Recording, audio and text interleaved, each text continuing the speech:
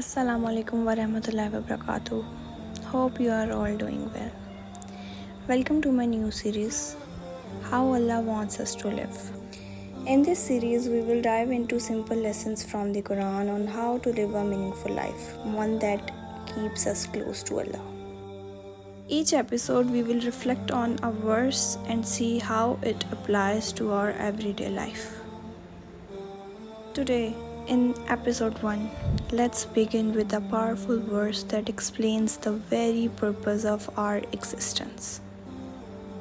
In Quran, Allah says, وَمَا خَلَقْتُ الْجِنَّ وَالْإِنسَ إِلَّا لِيَعْبُدُونَ. I did not create jinn and humans except to worship me. और मैंने जिन्नों और इंसानों को सिर्फ अपनी इबादत के लिए पैदा किया है.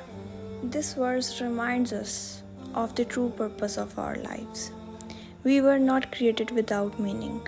Allah tells us very clearly the reason we exist is to worship Him. But what does worship really mean? Many of us think of worship as only salah, fasting, or rituals. But in reality, worship is much broader. It's about living every moment in awareness of Allah.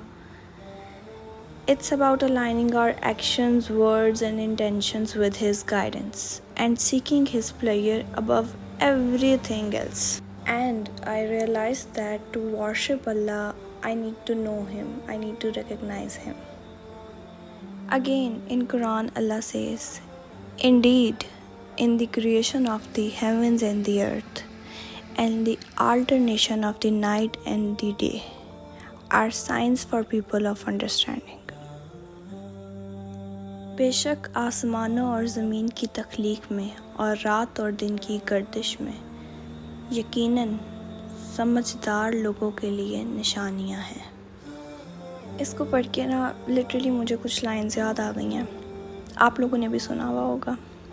Let me share it with you guys.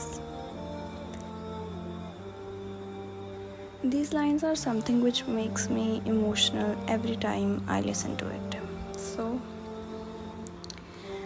आसमान, ज़मीन, बारिश, हवा, मेरे sir पर छत और वक्त पर खाना, ये सब मुझे अल्लाह की पहचान करवाता है. बिन मांगे चीज़ों का मिल जाना, ये मुझे एहसास दिलाता है कि ये सिर्फ मेरा खुदा ही कर सकता है. I was a hidden treasure and I loved to be known. So I created creation in order to be known. Recognizing Allah leads to next step, obedience, ataat of Allah. Obedience simply means living the way Allah has commanded and avoiding what He has forbidden. It's in our salah, fasting, charity, honesty, kindness, and justice. But it's also in our small daily choices, like controlling anger, speaking kindly, helping someone, or being patient in hardships. Saying Bismillah before eating and remembering that food is from Allah. Cooking or serving food with love and gratitude. Removing harm from the road. These are all the acts of worship.